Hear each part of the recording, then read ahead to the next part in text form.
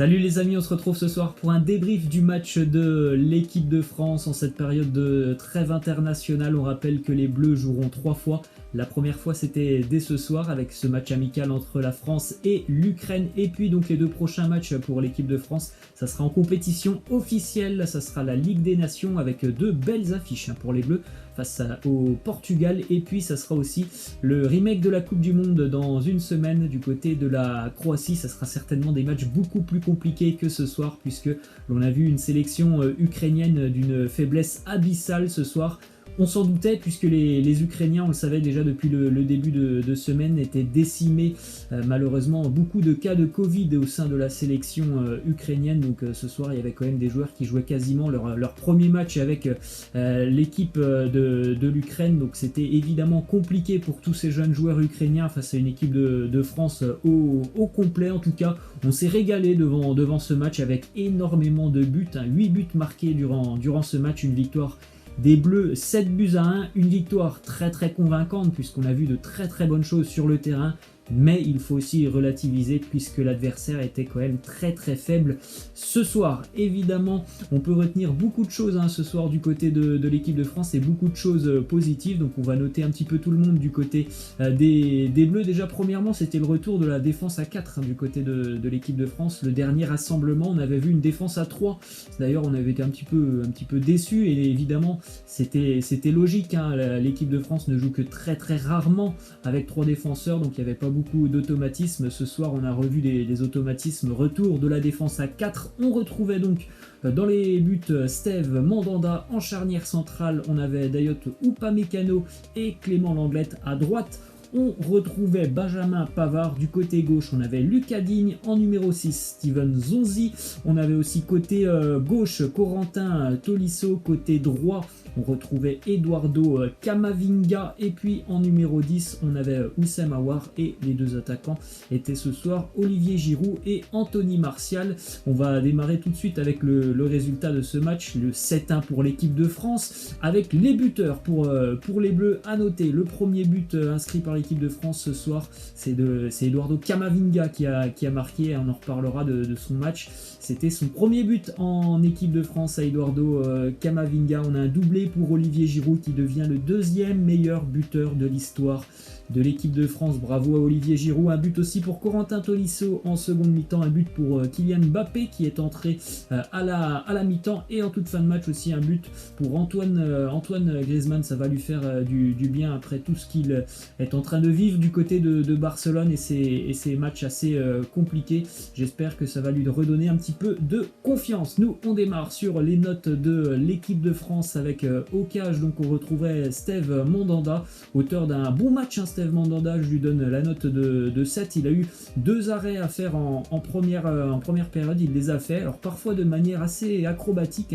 À chaque fois c'était sur des frappes d'ailleurs de Ruslan Malinovski, le très très bon joueur de l'Atalanta Bergame. Il a un pied gauche qui est vraiment magnifique et sur un coup franc, il a été vraiment en difficulté, Steve Mandanda. Et puis aussi sur une frappe flottante, il a sorti un arrêt vraiment super. Donc gros match pour Steve Mandanda. Malheureusement, le petit bémol, c'est qu'il sort sur blessure.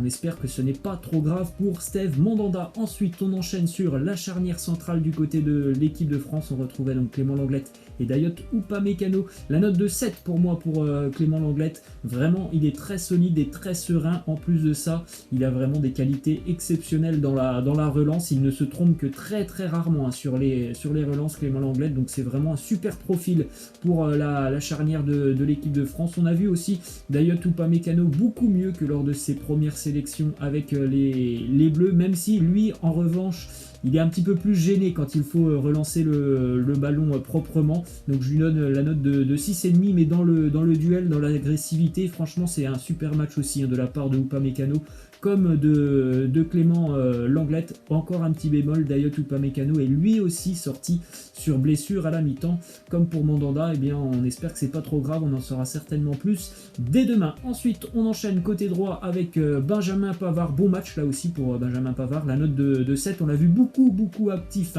en première mi-temps, il a beaucoup combiné d'ailleurs avec Camavinga et Nzonzi, un peu moins, voire beaucoup moins en seconde mi-temps, parce que bon c'est évident, quand il y a 4-0 à la mi-temps, t'es un petit peu moins dans ton match en seconde mi-temps, et puis surtout parce que Camavinga est sorti en seconde mi-temps, donc il y avait beaucoup moins d'options pour lui hein, de se projeter vers l'avant, mais globalement c'est encore très solide. C'est ce qu'il nous fait. De l'autre côté, on avait Lucas Digne qui est vraiment très intéressant. Lucas Digne, il est en progression déjà depuis plus d'1 an maintenant, il n'arrête pas de progresser dans tous les domaines. Il est très actif hein, sur le terrain. Lucas Digne, on l'a vu, hein, jusqu'à la 90e, il va prendre son couloir. Il apporte beaucoup offensivement.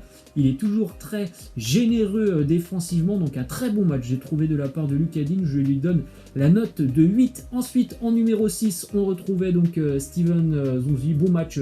Il est toujours très simple dans son jeu, Steven Zonzi. Hein, il ne se prend pas la tête.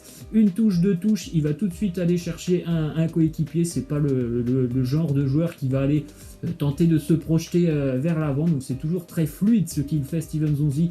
Il mérite la note de 7 pour moi. Ensuite, côté gauche, on avait Corentin Tolisso, très bon match hein, pour Corentin Tolisso, auteur d'une passe et d'un but en seconde mi-temps. Vraiment le but, ça récompense son énorme match hein. Les commentateurs de TF1 l'ont noté. Plus de 100 ballons touchés par Tolisso ce soir. Il est présent partout, hein, que ce soit offensivement et défensivement, toujours aussi très généreux dans l'effort. Lui aussi, je trouve qu'il mérite la note de 8, tout comme Eduardo Camavinga, premier but avec l'équipe de France. Un jeu aussi toujours très agréable à voir hein, de la part de Camavinga. C'est fluide, c'est assez rapide, c'est léché techniquement ce que nous fait Eduardo Camavinga. Sur le premier but, c'est magnifique hein, ce qu'il nous fait, parce qu'il faut très vite réagir, il faut aller la mettre au second poteau, et même dans le jeu il propose beaucoup de dédoublements, toujours des bons relais avec sur le côté Pavard et Nzonzi, donc vraiment un super match pour Eduardo Camavinga. En revanche, le joueur qui est un petit peu déçu aujourd'hui, c'est Houssem Aouar. Alors bon, c'était sa première en équipe de France, mais on l'a vu un petit peu trop timide, même si c'est lui qui va apporter le but quasiment à Olivier Giroud, je crois, sur le 3e but de Giroud. C'est un peu timide, on aimerait qu'il prenne plus d'initiative, donc je lui donne la note de 5.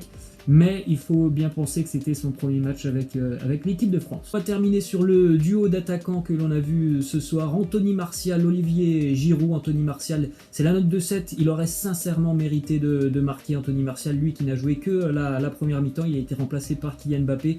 Il a eu 2 grosses opportunités qui sont malheureusement arrêtées par le gardien ukrainien. Mais encore une fois, il est très percutant. Il est très à l'aise techniquement, ça on le sait. Donc vraiment un bon match hein, pour Anthony Martial. Et puis on termine sur Olivier Giroud, la note de 8 pour Olivier Giroud. Ils sont 4 hein, dans l'effectif français à avoir la note de 8. Doublé évidemment pour Olivier Giroud. Et puis je ne sais pas si vous l'avez vu, mais quand même hein, sur les 4 premiers buts de l'équipe de France en première période, et bien à chaque fois il est impliqué. Hein. Sur le premier but de Camavinga, c'est lui qui vient mettre la tête à bout portant, qui est sauvé sur la ligne par le gardien. Et puis sur le but contre son camp, c'est lui qui est au duel avec le défenseur ukrainien qui va marquer contre son camp. Donc un match hyper intéressant de la part de Giroud, qui a beaucoup pesé et puis aussi qui a beaucoup combiné avec notamment Martial, avec aussi Camavinga sur le côté, toujours dans son jeu en déviation. Donc très intéressant ce que nous fait Olivier Giroud. Puis il est récompensé avec ses 2 buts.